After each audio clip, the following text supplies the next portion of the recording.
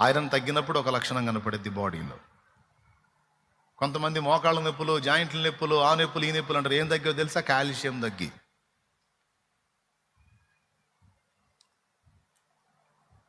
ఎముకల్లో భాస్వరం ఉంటుంది, కాల్షియం కూడా ఉంటుంది.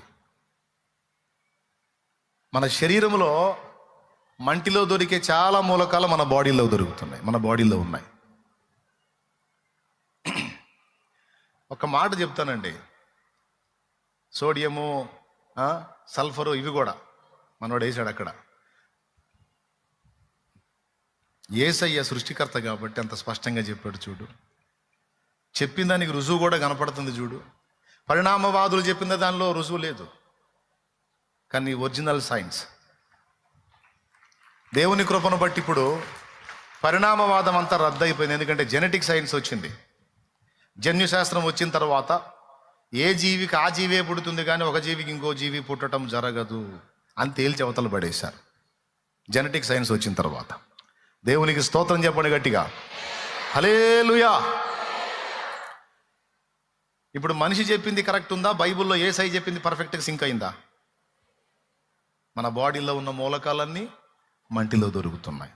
డాక్టర్ దగ్గరికి పోతే డాక్టర్ చేసేది ఏందో తెలుసా? నాకు ఫలానా రోగం అని నువ్వు పోయావు అనుకో, ఫస్ట్ జరిగే టెస్ట్ ఏంటంటే నీ బాడీలో ఉండాల్సినవి ఏవో తగ్గితే ఆ లక్షణాలు వస్తాయి. డాక్టర్ మాత్ర రూపంలో నీకు ఇచ్చేది ఏందో తెలుసా? ఏదైతే నీ బాడీలో తగ్గి నీకు ఆ రోగ లక్షణాలు కనపడుతున్నాయో అది మళ్ళా నీకు యాడ్ చేస్తాడన్నమాట.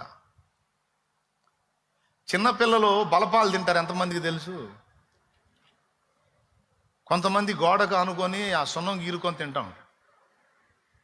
చూసారా మీరు ఎప్పుడన్నా? దేవునికి స్తోత్రం కలుగును, హల్లెలూయా.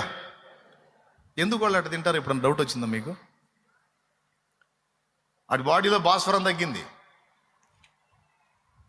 ఆ సున్నంలో భాస్వరం ఉంటుంది, ఈ బలపంలో కూడా భాస్వరం ఉంటుంది. వాడు బాడీ కోరుకుంటా ఉందన్నమాట, భాస్వరం తగ్గింది అది తినరా అని. అందుకని వాడిని ఆపిన వాడు ఆగడిపోయి తింటుంటాడు.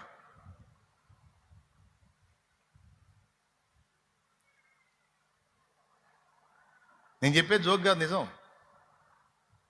బాడీలో ఏది తగ్గిందో చూసి వైద్యుడు చేసే ప్రధానమైన వైద్యం ఏంటంటే, ఎవరి బాడీలో అయినా ఒక రోగం అనేది స్టార్ట్ అయిందంటే, నాకేందోనండి జాయింట్లన్నీ తెగ నొప్పులు పడుతున్నాయండి, అసలు కూర్చుంటే లేవలేకపోతున్నా, 4 అడుగులు ఎత్తే చిటచిట పటపట అంటుందండి అని పోయావు అనుకో,